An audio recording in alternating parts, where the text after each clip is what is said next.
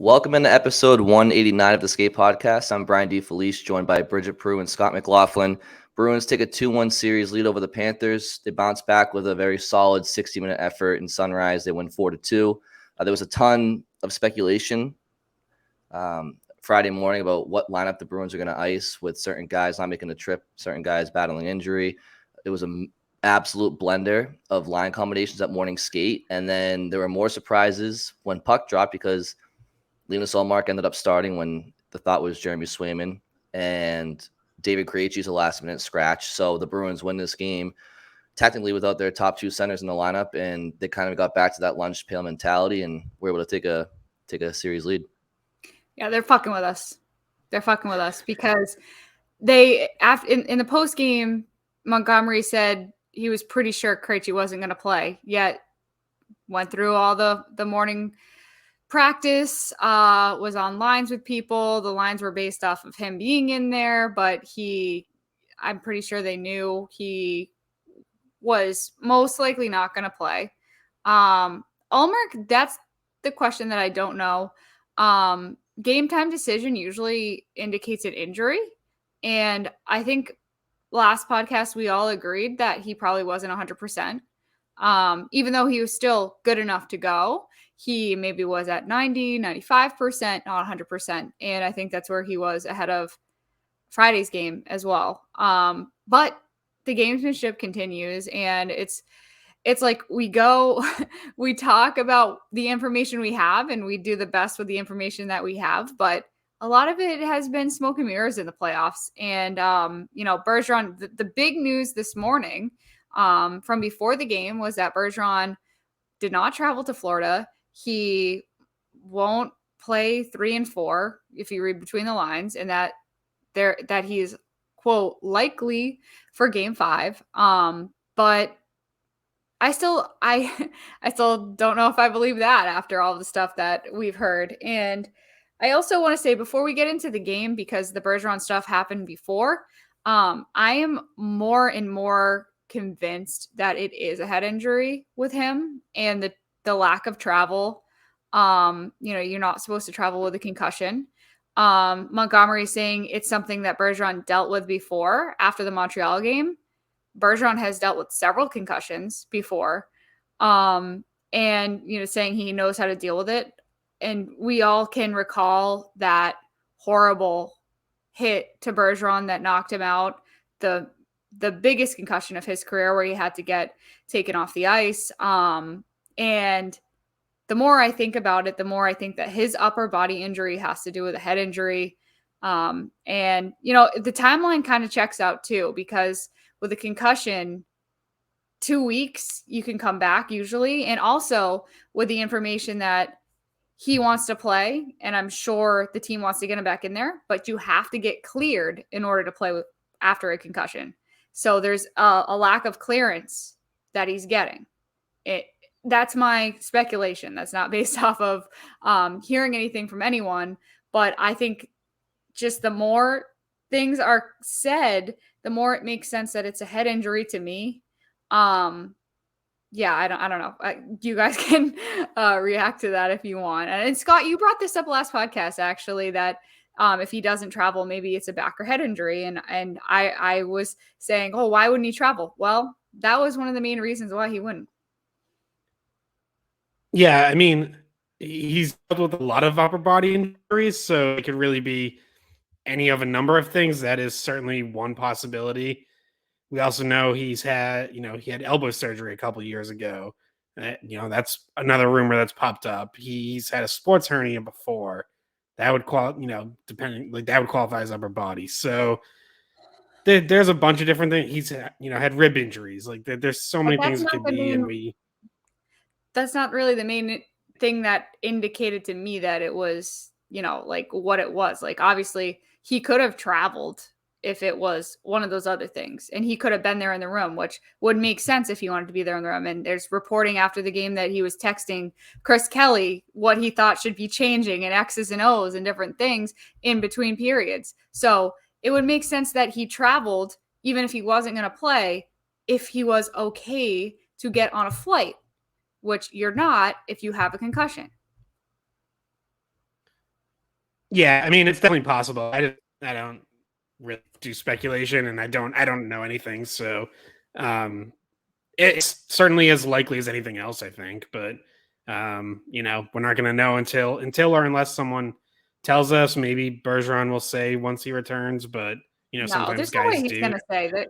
They're not going to say. I mean, all we know for sure is that Montgomery said it's likely he'll be back for Game 5. I mean, none of us here know exactly what the issue is, so we'll just have to leave it at that for now because we can just talk in circles about what it could be. Yeah. All we know is we also know that Montgomery's prognoses have not always been accurate. So, like Bridget said, you kind of have to take everything with a grain of salt at this point because they've told us that it's just precautionary, and then a guy's out a week plus, and or it's more serious and guy returns quicker, and that's what you get, especially come playoffs, is no one divulges any actual information when it comes to injuries. So all we can really do is guess, but at least they are still saying he's day to day and Game 5 likely. So I guess you can say like it at least seems like it's not going to be a long-term thing. And he'll probably be back at some point during this series, but and then as far as Krejci, Montgomery said after the game that he's 50-50 for Game 4. I do think that it was pretty much a real game time decision because Montgomery said they had an idea that he might be out, but the initial roster on the official NHL.com roster report had Krejci in and Foligno out, and that's like 15 minutes before the game. And then it changed like literally 5 minutes before puck drop. So I think even if they knew that Krejci was truly questionable, I think the decision to actually sit him was pretty last minute. So, see what happens there. But get into the game, like an incredible effort for the Bruins to step up and win without those two. All year it's like those two returning and playing on the salaries that they're playing on, and still having really good seasons. It's like that's been such a huge part of why this team was so good all year. And now both of them are out, and just an awesome job by the whole team stepping up. They get out of that first period up 1-0, and I didn't think they had a great first period. I was kind of thinking like, all right, this is one you're just gonna have to win ugly. Like just find a way. Who cares what it looks like? And instead, they go out and they dominate the second period and get up 2-0. That was their best period of the series, and then add 2 more in the third to go up 4. Like it was a really impressive effort. I thought Coyle stepping in between Marchand and DeBrusk had another awesome game. He's been arguably their best player this series. Zacha back between Bertuzzi and Pastrnak. I thought that looks better. Pastrnak gets a goal. Just Foligno gets into the lineup last minute after looking like a healthy scratch, and he scores and plays on a line with Frederick and Hall. That looked pretty good. Like it was just up and down. Guys just stepping up. Dmitry Orlov with 2 great assists. Grzelyck with some good plays breaking out. Like just an all-around impressive effort. Yeah, and I thought that one individual set the tone right off the bat, and that was Charlie McAvoy. And we talked about how after Game 2 it wasn't his greatest effort, and he would be the first to admit it. And then literally off the opening faceoff, he stepped up. I think it was on Lundell, but it was just or maybe maybe it was one of those Finnish guys, but just a great hit to start the game, and that was a microcosm of the 59 minutes to unfold for him. He was an absolute force out there tonight. He was hitting everything in sight, playing very physical, and just really set the tone off the bat. So when that happens in the first 10 seconds of the game, you could just tell that the Bruins were very, very ready to kind of silence a lot of the critics over the last 24 hours. I mean, they lose their first playoff game, 1-1 series, and I mean all the headlines out there and about the President's Trophy curse and the Bruins choking. It's like, what are we talking about here? None of us here thought they played well in Game 2, obviously, and they weren't great in Game 1.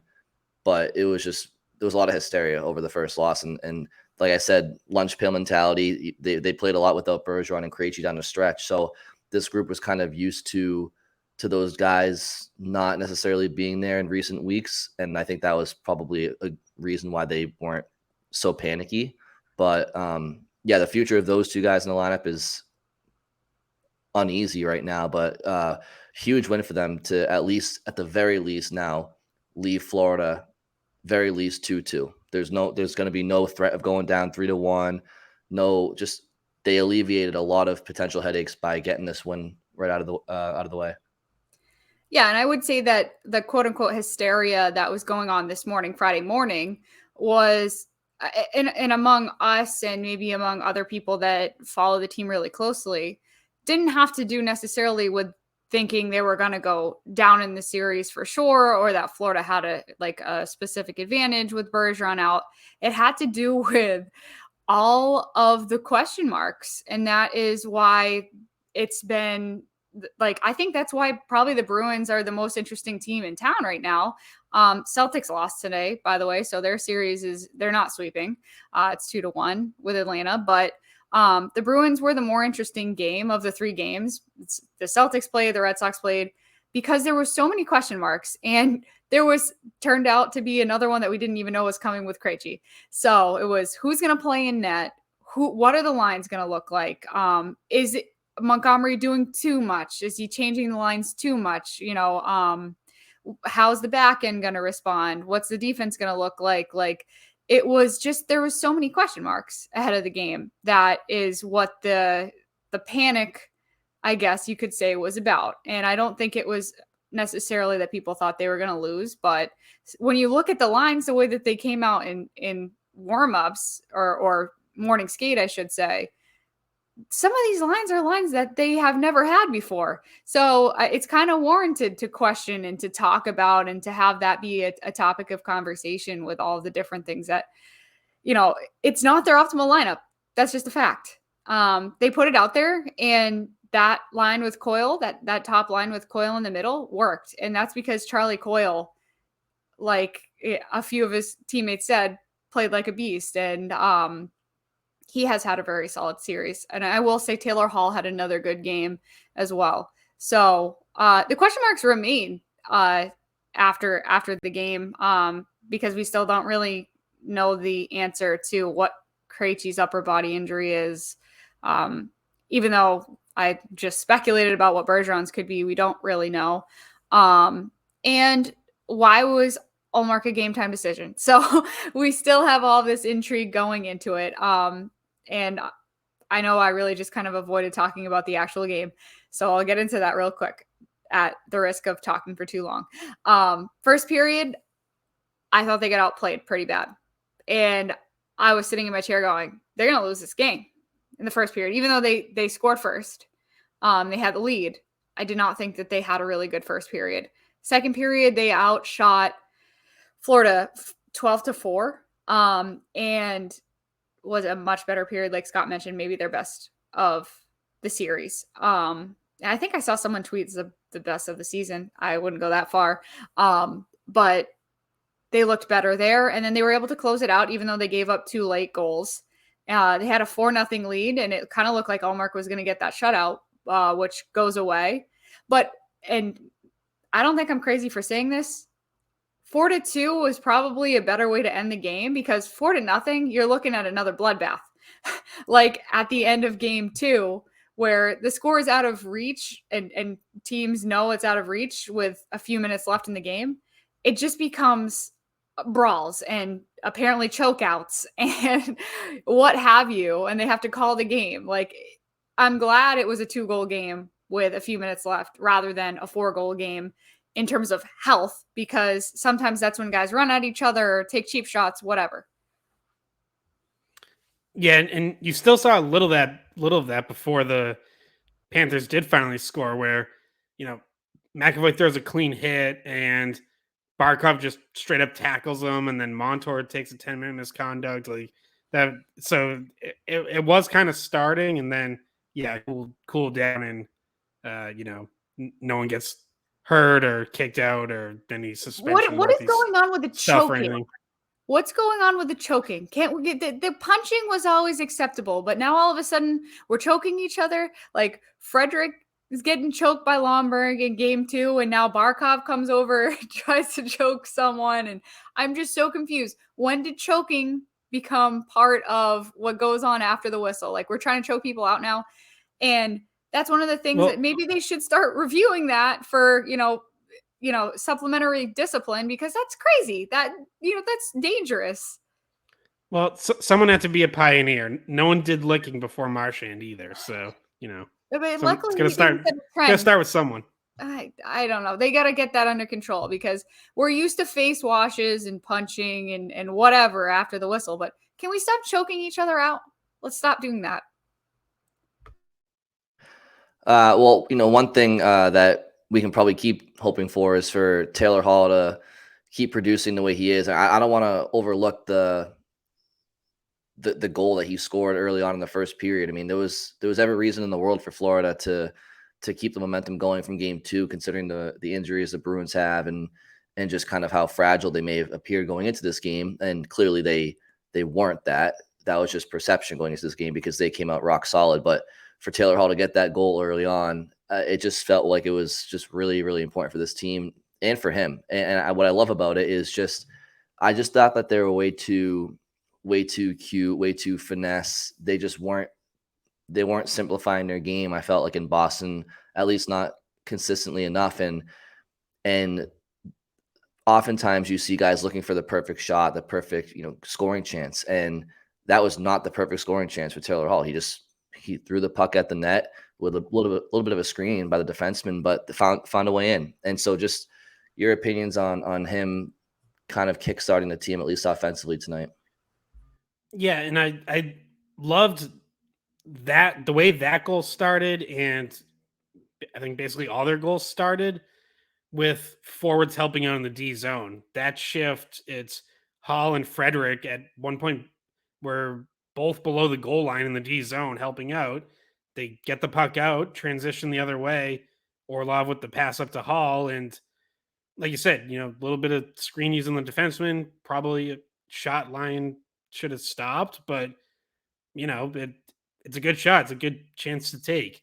But their third and fourth goals started the same way. The Pasternak breakaway starts with Bertuzzi deep in the offensive zone in the corner, getting a puck, kind of shielding from traffic and moving it up to, I think it was Orlov again, who then makes the great pass to Pasternak.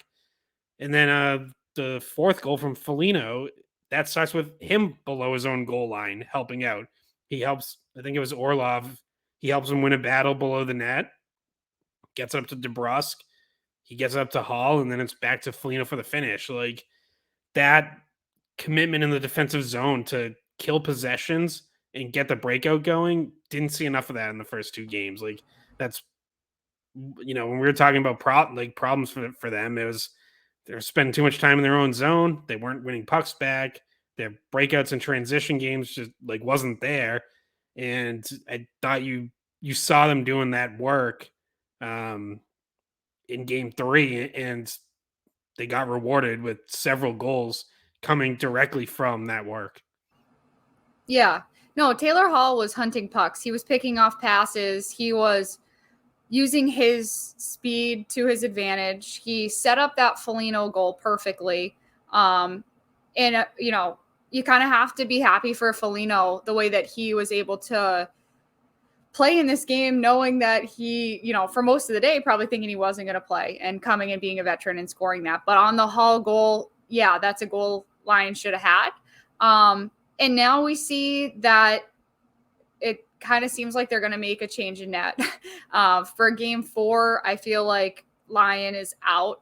They made the change partway. It was in the third period to switch goalies back to Bobrovsky. So in a way, the Bruins chased him. In another way, he didn't perform to playoff standards. And you see the advantage once again, the way he did in game 1, that the Bruins have in net. And I think there was a quote that during the game, maybe it was Brick or Jack said, which was when the Bruins beat Bobrovsky when he played for Columbus back in 2019, Tortorella said, it's simple. They had better goaltending. And it kind of feels like that's where the Bruins are at in this series as well. So I know we're supposed to be talking about Taylor Hall, and I'll switch back to the line now. Frederick ends up centering this line with Hall and Foligno on his sides. And Frederick has come such a long way because there's been preseasons that we weren't even sure if he was on the depth chart, proving himself to be high enough to make the team. And now here he is moving from wing to center and making an impact and being a guy in the playoffs that you want to have on your team because he can fight guys, he can be physical, he can win battles in the corners, and he can be versatile as well. So credit to Frederick on that line as well. And the one line that I guess we kind of probably thought would be together was Bertuzzi with Zacha and Pasternak.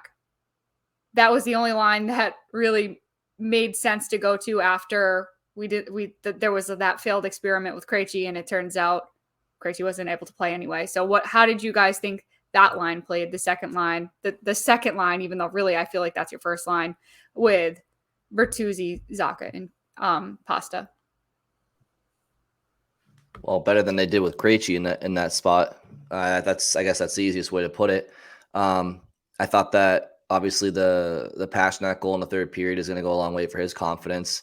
Obviously, he had the goal early on in game one on the power play, but he was pretty quiet after that for the rest of game one and game two. So, I mean, I think that they were really solid at the end of the regular season. I think they were pretty good tonight as well. I feel like the point on Trent Frederick, had Krejci played tonight, I think it's pretty amazing that he would have been on a line with Brad Marchand, which obviously is because of certain circumstances, but nobody ever would have considered that a possibility. And I think it's a testament to his play this year overall that, okay, hearing that he's on a line with Brad Marchand wasn't the craziest thing in the world. Like, he's earned that respect from fans and from the Bruins themselves. And speaking of Marchand, we've talked a lot about him heading into the postseason, about how he was Bridget, you wrote about it, what it was like a 14, 15, 16 game goal slump and whatnot. And he's had his handprints on every single game so far in the series, including the one that they lost, but he still scored the shorthanded goal. So 2 goals in the first 2 games, and obviously directed the puck towards the net for Coyle to tip that second goal tonight. So Brad Marchand's been looking a lot more like himself, which is important too. Scott, the Bertuzzi, Zacha, and Pasternak line that Bridget talked about, I'm not sure if you had any additional comments on them. Yeah, just that they were able to get into the offensive zone and create chances. Like those guys being creative and being able to make plays offensively was never a question. The problem in the first 2 games was they were just getting buried in their own zone. They weren't able to get out.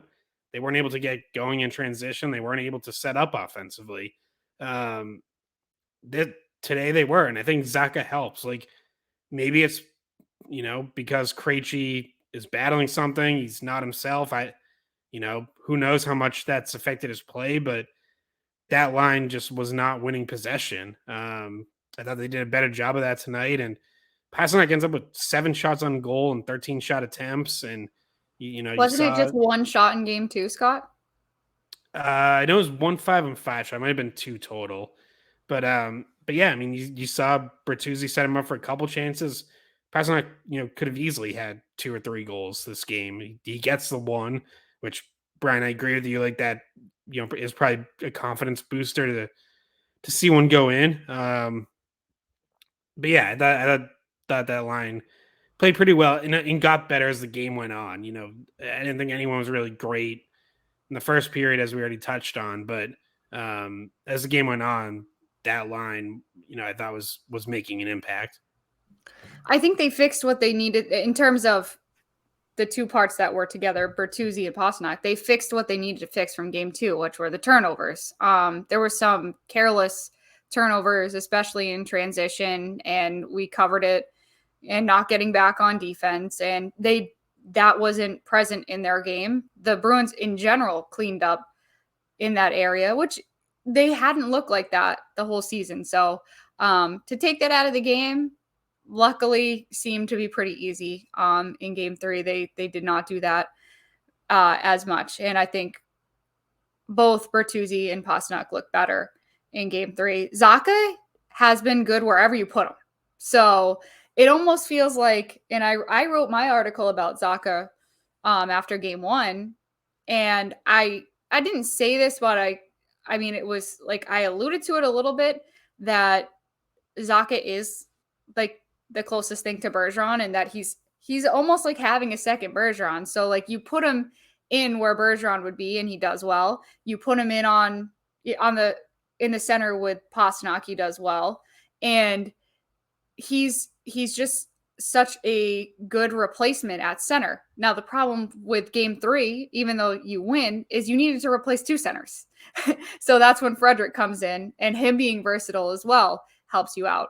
And if you think about a few weeks ago, did we think Zacha was going to be centering any of the lines, or Frederic was going to be centering any of the lines? No. And that's where you see it's not just depth, it's versatility. Well, and to that point, I think long term, this is a good opportunity to kind of discuss like the concern level I think that people should have regarding the health of Bergeron and Krejci, because don't forget, Krejci missed how many of the last 15 games of the year because of injury? Yeah, he missed the last 6 consecutively. Okay. So he missed the last 6. Soreness. Okay. It was, but I'm for people who are just listening to the audio, I'm doing that in air quotes because that's what was told to us, but clearly it wasn't just soreness. Well, and by the way, at a certain point, soreness is due to an injury, so I guess they can both. Yeah, I mean, Montgomery did also say lingering injury at one point, and there was one game in there where Montgomery specified that it wasn't rest, that he actually couldn't play. So, like, a couple times he gave us a little bit. I think the final few games, he definitely tried to make it sound like it was just lingering soreness and we're just resting him up. But, yeah, I mean, yeah. But I mean, certainly seems like he was dealing with something, and we don't know for sure that this is the same injury or issue or whatever, but it obviously would make sense. That would add up. Well, but even if it isn't, though, if it's something totally different, it's just more shit that he's dealing with. So I think for him to come back for 2 games and either the same thing's bothering him or something different, there's level for concern there. I know everybody's talking about Bergeron, but the 2 of them, if you don't have those guys, I know the team got to where they are this year in the top of the standings, but I mean, this team can't win a cup without having certainly both of them out, but let alone one. So this is big picture. Their health is a big concern for me. And not only big picture, but I had been telling people, because people in conversation want to talk about, and this is long term. This isn't about this series. They want to ask, do you think Bergeron and Krejci are going to play one more year, or are they not? And if you're having both of these guys at the end of the season not holding up, and say Bergeron's is a concussion or is something that he's been dealing with his whole, like for the last part of his career, I feel like if they both don't come back, or they both have this like 50-50, like kind of healthy, kind of not playoffs, it kind of tells you what you need to know about whether or not they're going to come back next season. And if they had, say, not suffered these injuries towards the end of the season, felt good going through the playoffs, everything went hunky-dory exactly how they thought, we're talking about, oh, you know what, maybe they'll come back next year. But as of right now, I feel like there's signs that this might really, truly be the last time we see them play. So I hate to say that, and I wasn't saying this last week. I was telling people they're having so much fun. Why not come back another year? They're Bergeron still can play at an NHL level. Krejci can still play at an NHL level. But this last few days, I've seen something different, which is that they are showing signs of fatigue, and it is a long season. And I wouldn't be surprised if we're watching them for the last time. And so it's kind of crazy because if you're a Bruins fan and you're watching them in the playoffs right now, just kind of take it in because you don't know whether or not they are going to play again. Just like when Gronk and Brady played in their last playoffs with the Patriots, you kind of have to just take it in. Yeah, I mean, I think especially if they end up winning it all, it's like everything has gone so right, and this has been such a deep team that, you know, battling stuff, it's like it would be so hard to replicate that again that I could definitely see them just going out on top and, you know, being like, this was the perfect ending. Like there is nothing better than that. So if they lose, I mean, yeah, it absolutely comes down to like their health and how they feel, you know, after a few weeks off after the season. But like, there's also going to be that tug of like, we're so close. It was, you know, so good. You know, could we do it again? Like, yeah, they're going to lose some pieces, but is there something there where they could come back again on cheap deals? So I don't know. You know, we'll see. Obviously, we'll be talking about that a lot more. As far as, you know, the short term, the here and now, like, yeah, I definitely think you need at least one of them. And you know, not that you really want to like pick, but I certainly think Bergeron's more important. You know, I just like, I do still think they could win the cup if like Bergeron's back, Krejci's not, or his lingers and he's in and out because of how good Zacha has been in the middle. I mean, just using like this series, like Zacha's been better than Krejci, and that's not to say that Krejci can't help or wouldn't be an asset if he, you know, comes back and is relatively healthy. Like obviously he, you know, he had a pretty good season, so you know, like there's obviously still a good player there. But at whatever percentage he was playing the first two games, that Krejci wasn't very effective. Like they would need a better version of Krejci than that. You know, in Bergeron, it's in some way like, this sounds awful because like head injuries are the worst and can do the longest lasting damage. But in some ways, like that would, in this situation, would almost be, you know, like a best case scenario if he were to get cleared of that. Like if that's what he's dealing with and he gets cleared of that in the next couple days and does return for game 5, because then at least in theory, you know, obviously he could get hit again and it could come up. Like that wouldn't linger. He would be able to come back and play the way he's been playing.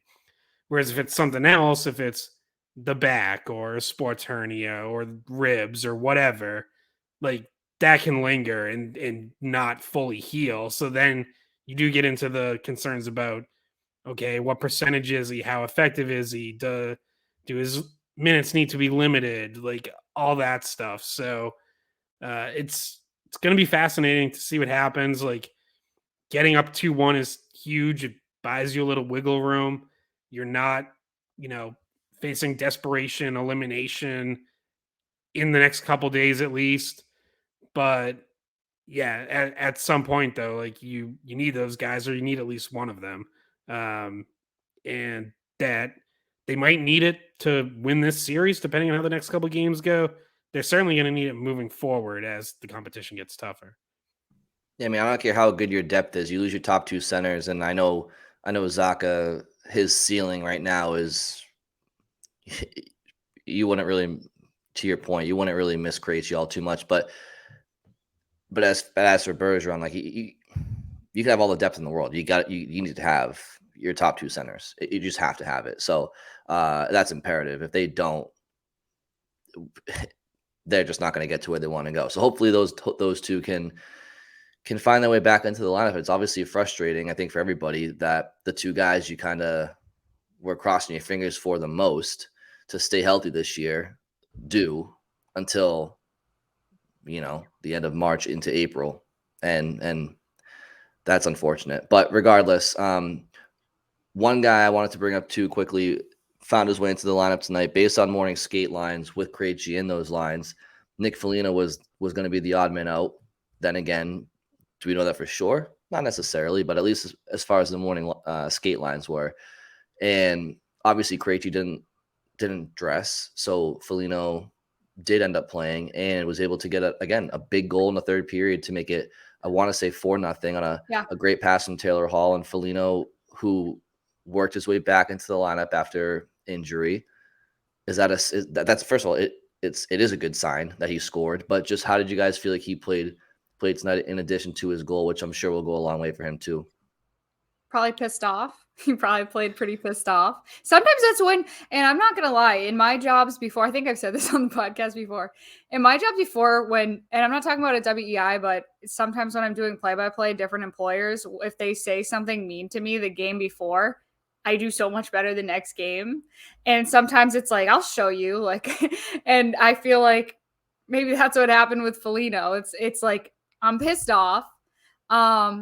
This is why you should keep me in the lineup. This is what I can do. And not only did he find himself in the lineup, he found himself on the third line, not the fourth line, which he had played on earlier. He found himself in a pretty good situation on that line with Hall and Frederick. So he was set up for success, and he also came in with the right attitude. I thought he played well. I thought that line as a whole played really well. The fourth line didn't get a lot of time. It had Lauko on it. He factors into the lineup in the playoffs for the first time, with Nosek and Hathaway. They called up Steen, and they had a full extra line of guys that could have gone. But I did think he proved himself, and not that nobody had a good game. Like pretty much nobody besides Marchand, if we're being serious, like had a good game in game 2. So pretty much every Bruins player looked better in game 3, and Foligno was no exception to that. Yeah, and I also think, I don't know if this is what Montgomery is doing, but I was thinking of like, okay, so they knew there was a chance Krejci was going to be out, so that means you basically have to have someone on standby, someone that you tell, hey, go through today, prepare as if you're going to play. You might not, but like, here's a situation. Like, 50-50 chance you're in. I do feel like Foligno's probably better equipped to handle that than, if you tell Lauko that, and like, not only, is he not used to that situation, but to kind of go through a day like that with uncertainty for your first playoff game, like it probably actually worked out better to tell Lauko in the morning, hey, you're in, congrats, you're making your playoff debut, and have Foligno be the one who has to deal with a little bit of uncertainty because he's been around the block, he's more mature, and he's probably going to be able to respond and be able to hop in and get into that mindset if the call's made at the last second. So yeah, he handled it well and had a good game. I agree with you. Like that line with him, Frederick, and Hall did play pretty well, and that was really thrown together at the last minute. Like I don't think they've played together at all this season. I know, Hall and Foligno have been together as wings with Coyle in the middle, and obviously, Frederick has played with both guys, but together was definitely new. And yeah, with Frederick as the center, that's the first they time. brought good energy. Yeah. Yeah. So, definitely a good game for Foligno though. And he's, look, obviously like their hopes and dreams don't live and die with Nick Foligno, but he is important. Like if he can get back to playing the way that he was this season. And I thought, the first 2 games you sort of set some up and down where like game 1, there was some plays where he looked okay, and other, shifts he was quiet. Game 2 was mostly quiet. I think he led like one good rush. And now I thought game 3, you saw like a step back towards, him getting on track and like really getting up to speed. And if he can do that, like that does make a difference just because of the way he plays and what he brings to the table and being a team leader. Like I'm sure that wasn't easy for Montgomery to potentially be sitting him. Like I would have understood it because, the Bruins have needed more speed and Lauko brings that. like I get that, but when you're already down Bergeron, to potentially take another veteran leader off the bench, like there's definitely some risk there. So I think having Foligno get to a point where you can comfortably keep him in the lineup game to game is good. And I think he probably did that Friday night. Like if say Krejci's able to play Sunday, I think it's pretty clear that Foligno would stay in and Lauko would be the one who came out. Lauko played just over 6 minutes, lowest on the team, had a pretty tough turnover in his own zone early in the game, and actually went a little while without getting on the ice after that. So, I still like Lauko's game. Like, I still think there will probably come another game this postseason where he's in and he makes a positive impact. But, you definitely saw Foligno sort of show more maturity and make more of an impact tonight. Last thing for me, I want commentary from you guys on is just the performance from Linus Ullmark. Obviously, as we mentioned earlier, he was scheduled to, at the least be a game time decision. He clearly he did play, and he was about 4.5 minutes shy, maybe 5 minutes shy of a shutout. Obviously, the game ends 4-2, and I think he had 29 saves, 31 shots. But just your guys' opinion on how he played. Clearly, he played pretty well. Yeah, for sure. He looked really good, and that was, that was another interesting call and a tough one. Like, obviously, he's dealing with if he's a game time decision, whether it is a lingering injury. Montgomery said he doesn't think it's related to last Tuesday when he left that game in Washington, but do we believe him? Do we believe that? No. Right, exactly. Yeah, I mean, we saw him move slow that one play in game 2 where he was a little slow getting up. Mm-hmm. So is it another injury? Is it that one? Is he the latest to get sick? Is that bug still going through the room? Like, who knows? But kind of thought like, hey, if Ullmark's dealing with anything, then just go to Swayman. Like, Swayman's been so good. I'm assuming Swayman is 100% or close to it because he's been on the ice for every practice since Sunday he missed because of illness. He's been on the ice for all of them since. Like, I don't think he has anything lingering, but obviously they saw enough from Ullmark to go back to him. So, and it worked out because he played really well. Yeah, I think the plan was always to go back to Ullmark, and that they just weren't sure they were going to be able to. So game time decision means you knew that was the guy you wanted to play. It wasn't a question of, we're going to switch to Swayman. It was they wanted it to be Ullmark, but was he healthy enough? And at the end of the day, I think Ullmark at 90 or 95% is still better than most of the goalies in the league this year. So he probably says, hey, I think I'm good to go. I'm ready to go. And I feel like maybe this was his decision. And he was saying, oh, it was Tuukka's back. If we look back a little bit of time where he said, I was just going to say, I actually hope it wasn't Ullmark's decision. But I hope they was. I hope they learned their lesson with Tuukka because they let Tuukka dictate it and they stuck with them too long. So I hope they're not still doing that. Like, you've got to have a little bit more of a critical eye. And, it worked tonight, but like if Ullmark is dealing with something or something pops back up and he's off his game, like you got to be willing to pull that trigger and make that switch. And that can't be an Ullmark decision because he's not going to pull the plug on himself. No one is. At the end of the day, though, you want to trust that he knows his body well enough to give you an honest answer with that. Right? Because nobody knows. He's not going to. No player is going to give you an honest answer. They just are not wired that way. Not in the playoffs. I want to give people the benefit of the doubt because I know I get mad at my doctors. I get mad at my doctors when they tell me something and I'm like, listen, you don't know me. I know what my body's usually like, and I feel like I feel myself or I don't feel myself. So. And this is the reason why I think it's different with Ullmark and Swayman versus Tuukka and Swayman is that Ullmark knows the stakes and also that the next guy in line is just as good.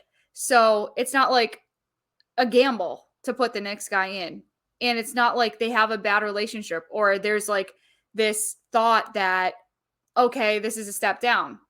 There's not that. So I think they maybe trust him to be a little bit more honest with it because of just the pure different situation with the goalies and how they've performed this year.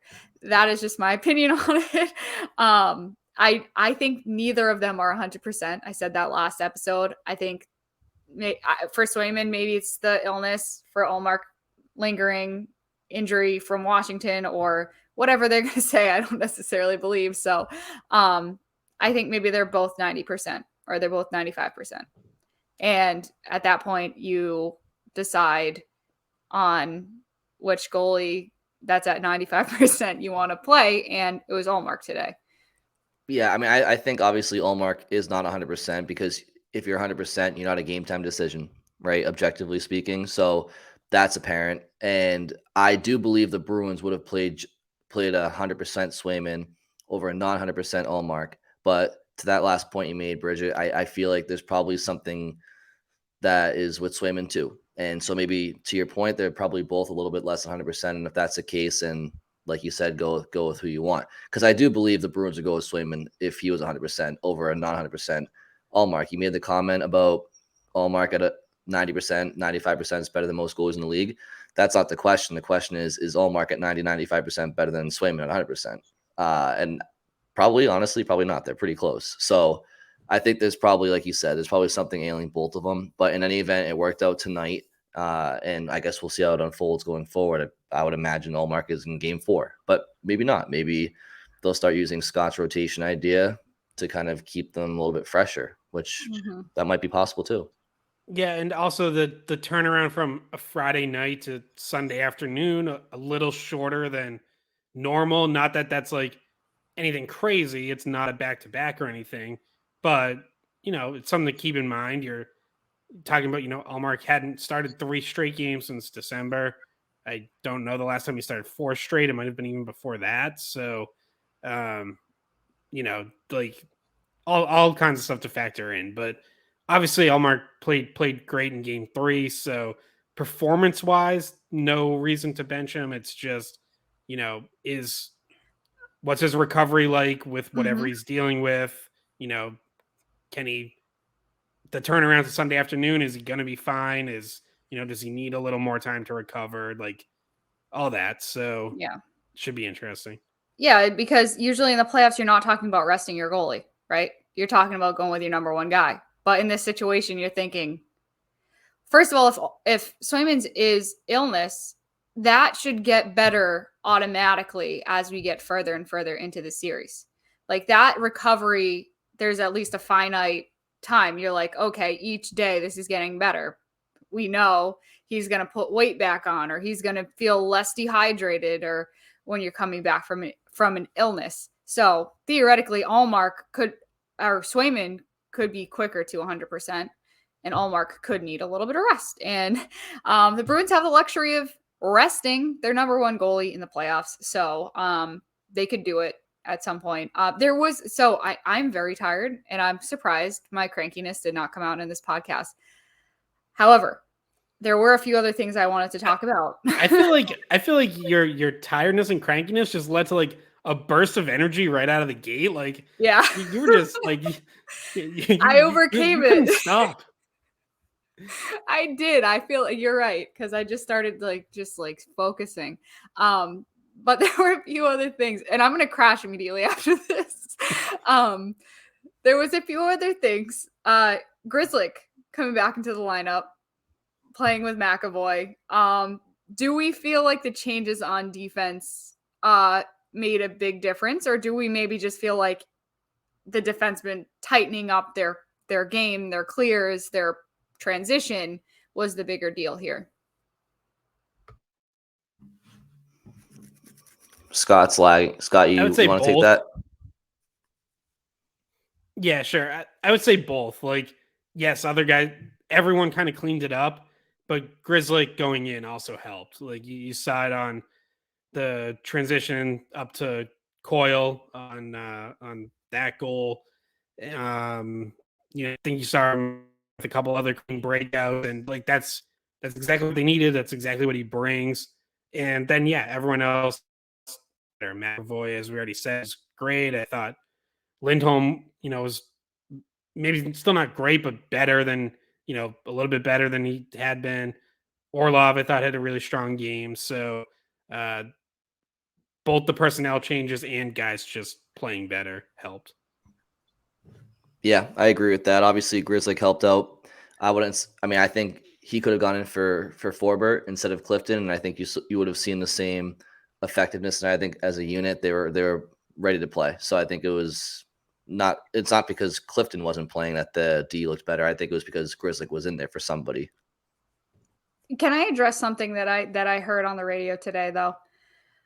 And just to say that this is stupid. An unnamed person, I will not say who, said, if you're going to bring Grzelyck in, why are you putting him on your first pair? And I just wanted to smack my head against the wall because Grzelcyk McAvoy has been a good pair the entire year. You're not bringing Grzelyck in and putting him with Forbert or you're not putting him with Forbert or Clifton.